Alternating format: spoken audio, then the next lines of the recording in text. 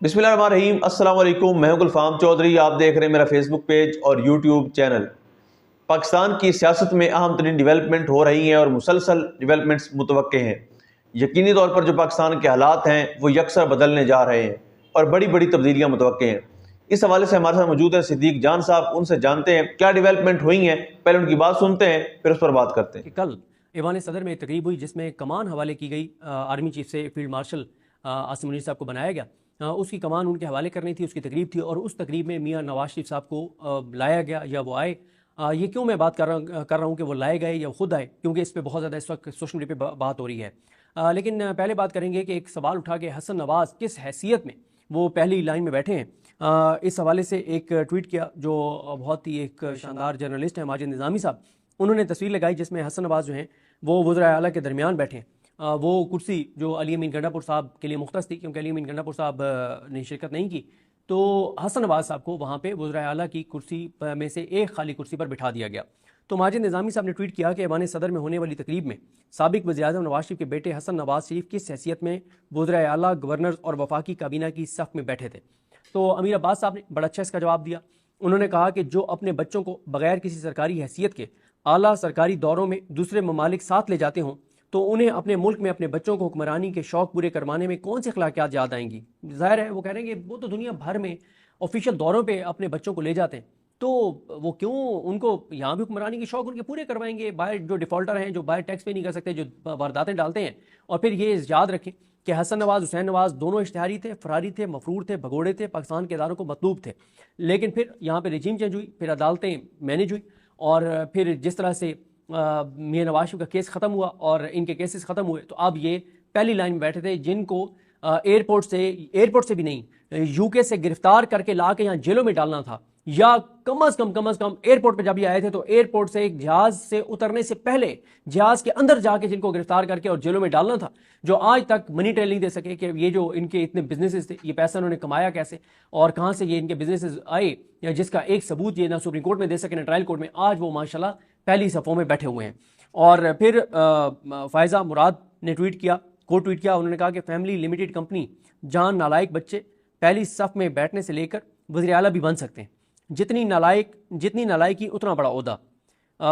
सैयद वकास शाह त्रिमजी वो कहते हैं कि निज़ामी साहब आप तो ऐसे पूछ रहे हैं जैसे पाकिस्तान में बाकी सारे काम आइन और कानून के मुताबिक हो रहे हैं। वैसे भी ये वज़ीर आला, काबीना या गवर्नर कौन सा सचमुच इलेक्शन जीत कर यहाँ बैठे हैं कि हसन नवाज़ को उनकी साफ में बैठने से कानून की खिलाफ वर्जी हो जाएगी। बात तो बिल्कुल ठीक कह रहे हैं कि वो जो बाकी इस लाइन में बैठे हैं, मरियम नवाज़ अपनी सीट मैच शराफत से हारी, ख्वाजा आसिफ बैठे हैं उस लाइन में, ख्वाजा आसिफ जो हैं वो रिहाना डार साहबा से हारे, सरफराज बुगटी बैठे हैं वो हारे हुए हैं, अपनी सीट हारे हुए हैं, और फिर मुराद अली शाह पीपल्स पार्टी हारी हुई है। और तो ये तो सारे कौन सा उस सफ में लाइन में ऐसा बैठा था जो वाकई अपनी सीट या जो उसकी हुकूमत जिसको रिप्रेजेंट कर रहा है वो जो है वो हुकूमत हो, जो हकीकी अवामी नुमाइंदा हुकूमत हो। मैं वो लफ्ज़ नहीं कहूँगा जो 8 फरवरी के सवाबी जलसे में जो नूरुल्लाह कादरी साहब ने कहा था कि ये कौन सी हुकूमत है, वो आपको याद होगा कुछ लोगों को। तो अगर याद नहीं है तो 8 फरवरी यूट्यूब पे सर्च करें सवाबी जलसा और उसमें सुने जो इस हुकूमत के बारे में उन्होंने नूरुल्लाह कादरी साहब ने कहा था कि ये कौन सी हुकूमत है।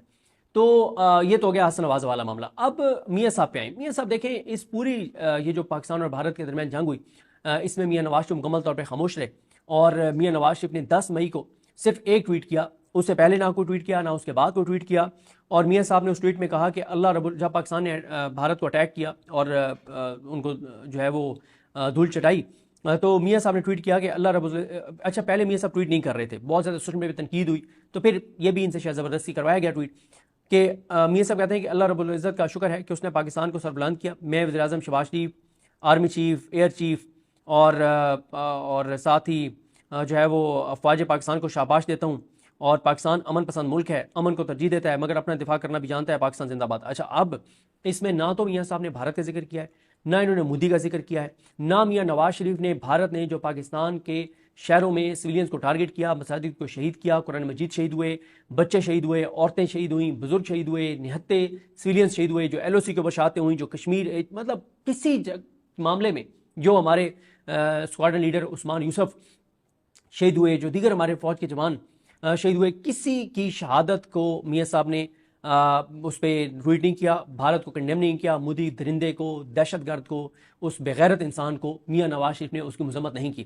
اور ہارون رشید صاحب نے تو کہا، یہیں پہ بیٹھ کے پروگرام ہم نے کیا تھا، کہ میاں نواز شریف اتنی اپنے بھائی اور فیملی کی عزت نہیں کرتے جتنی مودی کی کرتے ہیں۔ پھر آپ نے یہ بھی دیکھا، اچھا میں یہاں پہ ایک چیز آپ کو عرض کر دوں، یہ جو بات بہت زیادہ ہو رہی ہے نا، یا چلے ایک چیز کو کمپلیٹ کر لوں، پھر یہ میں اس اینڈ میں اس پہ بات کرتا ہوں 1-1.5 منٹ بعد۔ ایک تو یہ ہے کہ پھر آپ نے دیکھا عظمت بخاری صاحب نے کہہ دیا کہ یہ جنگ کا سارا ڈیزائن جو ہے وہ میاں نواز شریف نے کیا۔ پھر شہباز شریف کو اس کو نگیٹ کرنا پڑا، عظمت بخاری کو جھوٹا قرار دینا پڑا اور کہنا پڑا کہ جی نہیں یہ تو عاصم منیر صاحب نے اس کو ڈیزائن کیا تھا۔ پھر ایک نون لیگ کے رہنما نے کہہ دیا کہ میاں صاحب پرائم منسٹر آفس میں موجود تھے، پھر ایک اور نے کہا نہیں میرے پاس تو ایسی کوئی نالج نہیں ہے کہ میاں صاحب اس وقت پرائم منسٹر آفس میں موجود تھے۔ پھر اسپیکر بھی اس طرح کی بات کرتے ہیں، اور پھر فیصل واڈا کو سامنے آنا پڑتا ہے، اور فیصل واڈا کو کہنا پڑتا ہے کہ یہ مریم نواز کی نوکرانیاں اور نالائق اور فلاں اور فلاں، اور یہ باپ کو بھی مریم نواز امبیرس کروا رہی ہے، شرمندہ کروا رہی ہے، بے عزت کروا رہی ہے، اور کوئی میاں نواز شریف کا کردار نہیں تھا، اور انہوں نے بھی صحیح میاں نواز شریف کی طبیعت صاف کی اور مریم نواز کی طبیعت صاف کی، اور جو ان کو عظمت بخاری اور ہینا پرویز بٹ اور ان ساریوں کو نوکرانیاں اور کنیزائیں اور اس طرح کے القابات سے نوازا۔ پھر عظمت بخاری سامنے آتی ہیں، وہ فیصل واڈا کو ذہنی مریض کہتی ہیں، اور اس طرح سے دونوں کے درمیان جو ہے وہ ایک لڑائی اور معاملہ جو ہے وہ چل پڑتا ہے۔ اب آ جائے اس بات پر کہ میاں نواز شریف جنگ پوری میں خاموش رہے سوائے ایک ٹویٹ کے جو ان سے زبردستی کروایا گیا۔ اس کے بعد ابھی آرمی چیف کو جب فیلڈ مارشل پہ ان کو ترقی دی گئی تو اس پہ بھی بات ہو رہی تھی کہ میاں نواز شریف کا ٹویٹ آئے گا یا نہیں آئے گا۔ میں ان لوگوں میں سے تھا جو یہ سمجھتے تھے کہ آئے گا ٹویٹ، لیکن میاں صاحب ڈٹے رہے اور میاں صاحب نے ٹویٹ نہیں کیا۔ اچھا میاں صاحب اس میں نا دو چیزیں کر رہے ہیں۔ میاں صاحب یعنی بند کمرے میں شہباز شریف کو کہتے ہیں کہ جی بالکل آپ آرمی چیف کو فیلڈ مارشل کے عہدے پہ ترقی دیں، لیکن پبلکلی میاں صاحب ٹویٹ نہ کر کے ایک تاثر دے رہے ہیں کہ نہیں میں تو اس فیصلے کے ساتھ نہیں ہوں۔ میاں صاحب یعنی حکومت کے لیے جنہوں نے ڈیل کیا ہے اس کو بھی پورا نبھا رہے ہیں، لیکن عوام میں بھی یہ تاثر دے رہے ہیں کہ نہیں میں تو اس فیصلے کے ساتھ نہیں ہوں۔ اور پھر میاں صاحب جب ان کو وہ آتے ہیں وہاں پہ تو وہ ایسے ہی ان کی فیس ایکسپریشنز دیتے ہیں، ان کے چہرے پہ کوئی مسکراہٹ نہیں ہے، نارمل نہیں ہے، اور ان کے چہرے پہ مایوسی ہے، غصہ ہے، اور بڑی عجیب صورتحال ہے۔ وہ ہے نا کہ تو شاکر آپ سیانے ہیں، حالات نہ پوچھ، ساری شکلیں دیکھ حالات نہ پوچھ، کہ ہماری شکلیں دیکھو ہمارے حالات نہ پوچھو، ہماری شکلیں ہمارے حالات بتا دیں گی۔ تو میاں صاحب کا چہرہ جو ہے وہ ان کا سارا حال جو ہے وہ بتا رہا ہے۔ اب کیوں میاں صاحب نے کوئی ٹویٹ نہیں کیا؟ اس سے پہلے مودی کو کیوں نہیں میاں صاحب نے ٹارگٹ کیا؟ اچھا یہ ایک غلط رائے ہے کہ میاں نواز شریف نے مودی کو اس لیے اٹیک نہیں کیا کہ میاں صاحب مودی کو اپنا دوست سمجھتے ہیں۔